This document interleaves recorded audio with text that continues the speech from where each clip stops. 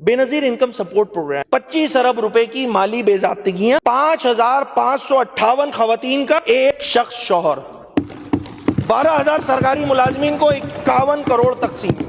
मैं नहीं कह रहा, ये जंग अखबार, पूरा सिंध फेल हो गया, अफसरान के बच्चे पास हो गए। 11,000 बच्चे अपेयर हुए थे, if I am not wrong. कमोबेश 60 से 70 लोग पास होते। पता नहीं क्या सुरखाब के पर लगे हुए थे उनके अंदर कि 11,000 सिंध का बच्चा, सिंध का नौजवान, बेटा बेटी फेल हो जाते हैं, वो 70 नौजवान जो है वो पास हो जाते हैं। मैं नाम नहीं लेना चाह रहा हूं किसी का, सबके नाम है तस्वीर के साथ कि किसका बच्चा, किसका नेफ्यू, किसका फला, किसका ढिमका। मैं उस डिबेट में नहीं जा रहा, ये बहुत पिंडोरा बॉक्स है। मेरी गुजारिश क्या होगी, मैं पॉजिटिव बात करने लगा हूं। एक यही कोर्ट के सामने एक बिल्डिंग बन रही है सर, जिसे एमपी हॉस्टल कहते हैं। ये क्या जिंदा लाश खड़ी करके रखी हुई है 15 सालों से। स्पीकर साहब, क्या धूल लग रही है, उसके जो फर्नीचर पड़े हुए हैं, उसके जो एसी, सब तो बर्बाद हो रहा है वहां पे, वो भी आवाम के टैक्सों का पैसा है स्पीकर साहब। उसपे तो खुदारा हर साल स्कीम बस जिंदा करने के लिए कुछ पैसे हमारे ये पीएनडी वाले बाबू जो है ना वो कर देते हैं और चलाए जा रहे हैं जी, चलाए जा रहे हैं। उस पर पता नहीं नैब की इंक्वायरी, तो ये इंक्वायरी, तो वो इंक्वायरी, मुझे नहीं पता अंदर अल्लाह माफ करे जीन भूतों का भी बसेरा हो जाता है ना स्पीकर साहब, तो वहां वो तो नहीं हो गया है। और फिर मेरे इतला के मुताबिक इस पे जो हमारे सरकारी बाबू ने इस पे भी चाइना कटिंग करने के लिए तैयार थे। सच बता रहा हूं मैं कि ले लो भाई, ये भी ले लो, ये भी ले लो, कुछ नहीं छोड़ना। सर आपको डिमांड आ रही है, मैं 2 घंटे और लग जाऊंगा इधर। अच्छा सर, एसपीएससी सिंध का इदारा है हमारा, सिंध पब्लिक सर्विस कमीशन। हर साल सीएसएस के टेस्ट होते हैं, सीएसएस के हर साल फरवरी के महीने में होते हैं, प्री डिफाइंड होता है, पूरे पाकिस्तान को पता होता है कि जी सीएसएस के टेस्ट होने, उसकी प्रिपरेशन होती है। सिंध से भी बच्चे जाते हैं, प्रिपरेशन करते हैं, अपीयर होते हैं, पास होते हैं, अफसरान बनते हैं। ये जब एसपीएससी की बात आती है तो यहां पर बड़ी यूनिफॉर्मिटी नहीं है। सबसे पहली बात, कब होगा टेस्ट, कैसे होगा, वो सिंध पब्लिक सर्विस कमीशन उसका दिल चाहता है वो मार्च में ले लेता है टेस्ट, वो उसका दिल चाहता है वो अक्टूबर में ले लेता है टेस्ट। तो यूनिफॉर्मिटी नहीं है, पहली बात हो जानी चाहिए। अब तो माशाल्लाह इतना सारा इख्तिदार हो चुका है, अब तो कम से कम इस इदारे में तो यूनिफॉर्मिटी ले आए, पूरे सिंध को पता हो कि किस टाइम टेस्ट होगा, हर डिपार्टमेंट अपनी डिमांड्स भेज दे कि कितने अफसरान चाहिए। ये सब काम हो सकते हैं, ये कोई रॉकेट साइंस नहीं है, आज की तारीख तक नहीं हो सके। अच्छा होता क्या, सीसीई 2024 की मैं अगर मैं बात करूं, स्पीकर साहब मैं बहुत ईमानदारी से बोल रहा हूं, ये मेरे पास पूरा थद्दा पड़ा हुआ है। मैं उल्टा करके इसलिए दिखा रहा हूं कि शायद इसको भी कोई जूम ना कर दे। इसमें ना किस के बच्चे पास हुए हैं स्पेसिफिकली, पूरा सिंध फेल हो गया, अफसरान के बच्चे पास हो गए, पूरा सिंध। 11,000 बच्चे अपेयर हुए थे, if I am not wrong. 11,000 में से कमोबेश 60 से 70 लोग पास होते। पता नहीं क्या सुरखाब के पर लगे हुए थे उनके अंदर कि 11,000 सिंध का बच्चा, सिंध का नौजवान, बेटा बेटी फेल हो जाते हैं, वो 70 नौजवान जो है वो पास हो जाते हैं।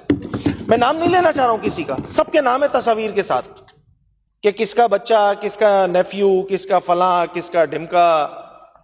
मैं उस डिबेट में नहीं जा रहा, ये बहुत पिंडोरा बॉक्स है। ये मेरी गुजारिश क्या होगी, मैं पॉजिटिव बात करने लगा हूं। मेरी गुजारिश ये होगी कि इस पे हुकूमत इंक्वायरी करे, नहीं तो स्पीकर साहब आप कस्टोडियन ऑफ द हाउस हैं, आप कम से कम कोई कोई पार्लिमानी कमेटी कोई या हुकूमत खुद ये काम कर लेना यार, इस पे इंक्वायरी तो हो कम से कम। लोगों के वो जो नौजवान बच्चा बच्ची है, कराची से लेकर कश्मीर, बदीन, शिकारपुर, नवाबशाह, मीरपुर खास, सखर, लड़काना, बदीन, सभी के तो बच्चे हैं। उन्होंने टेस्ट में अपेयर हुए थे, मुख्तलिफ वुज़राओं के पास जा रहे हैं वो लोग, डेलीगेशन बना के ज्यादा थी वियो साईं, ज्यादा थी वियो सिंध जे नौजवानन सां जो है ना ज्यादा थींदो। तो ये वाला मसला इसको हुकूमत और ख़ास तौर पे मैं चीफ एग्जीक्यूटिव जो हमारे प्रोविंस के हैं, चीफ मिनिस्टर साहब, इसको टेकअप करें कि ये क्या इसका एक तो वे आउट निकालें, इस मसले को हल करें जो सीसीई 2024 में हुआ, और फिर यूनिफॉर्मिटी लाएं इदारे में। इसमें बहुत सारा हेर फेर मौजूद है। असल जो एक सिस्टम वाला जो धंधा है वो इस डिपार्टमेंट से भी चलता है, इस डिपार्टमेंट से। ये कोई नेक लोग नहीं बैठे हुए माजरत के साथ। हाँ, उसमें अब जो आपको तमाम चीज़ें टेक्निकल डिटेल्स हैं वो सीएम साहब आप ही बेहतर समझेंगे, क्योंकि ये महकमा आप ही की हुकूमत में तमाम चीज़ें हैं। तो मैंने सोचा ये मैं एसपीएससी पे ख़ास ये वाली बात ज़रूर करूँ अपनी तकरीर में।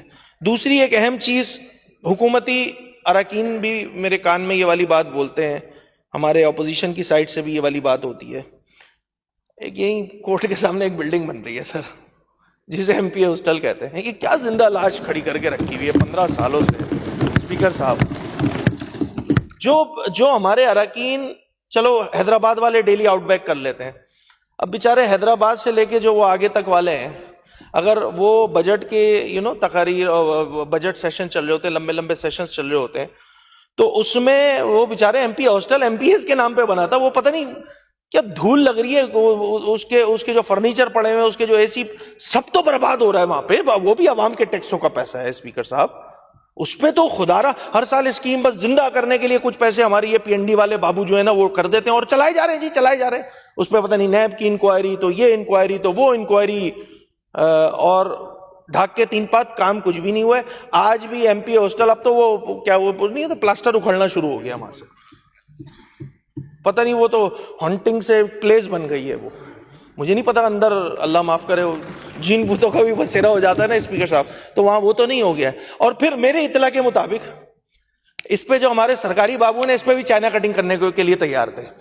सच बता रहा हूं मैं, कि ले लो भाई, ये भी ले लो, ये भी ले लो, कुछ नहीं छोड़ना। करंट रेवेन्यू एक्सपेंडिचर आपके सामने, कमीशन मैंने बता दिया, सब तो वही लोग लेके जा रहे हैं यार। ये बिल्डिंग बची थी, ये भी लेके जाओगे आप लोग क्या? ये भी लेके जाओगे? इनका हाल तो ऐसा है, वो एक शेर है, दामन पे कोई छींट न खंजर पे कोई दाग, दामन पे कोई छींट न खंजर पे कोई दाग, तुम कत्ल करो हो या करामात करो। तो ये स्पीकर साहब, मेरी गुजारिश होगी कि इस मसले को भी टेकअप किया जाए। ये जंग अखबार की कटिंग है, खबर है 24 जून 2026 की, और गलत है तो इसको इस पे केस करें इनके अखबार वालों पे कि गलत बात बोली जा रही है। बेनजीर इनकम सपोर्ट प्रोग्राम, 25 अरब रुपए की माली बेजाब्तगियां, 5,558 खवातीन का एक शख्स शौहर, 12,000 सरकारी मुलाजमीन को 51 करोड़ तकसीम। मैं नहीं कह रहा, ये जंग अखबार, ठीक है।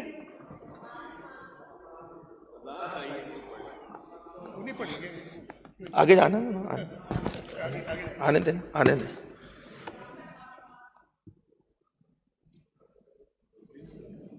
आग लगी थी, धुआं उठा था, तो ये सारी चीजें हैं ना, इरेगुलरिटीज है ना, तभी ये काम हुआ ना भाई। और अगर माफी मांग ली गई है तो भाई ठीक है, मेरी नॉलेज में नहीं, आपने बता दिया, मैं इसको क्रॉस चेक कर लूंगा, मगर इरेगुलरिटीज हैं। मेरा पॉइंट ये है, इरेगुलरिटीज हैं, सीधा सीधा कुछ नहीं है, सीधा सीधा कुछ नहीं है। और मैंने अपनी बात नहीं की है, मैं तो जंग की बात कर रहा हूं, जंग अखबार की ये लगाई हुई है। अब सीएम साहब बोल रहे हैं कि वो हो गई है, ये नहीं मांगे, मैं तो मैं फ्लोर पे बोल रहा हूं भाई, हो गई है तो अच्छी बात है। मैंने तो सिर्फ खबर पढ़ी थी, सिर्फ खबर पढ़ी है मैंने, पता नहीं क्यों बुरी लग गई। दूसरी, बस ये मैं रैप अप करने लगा हूं।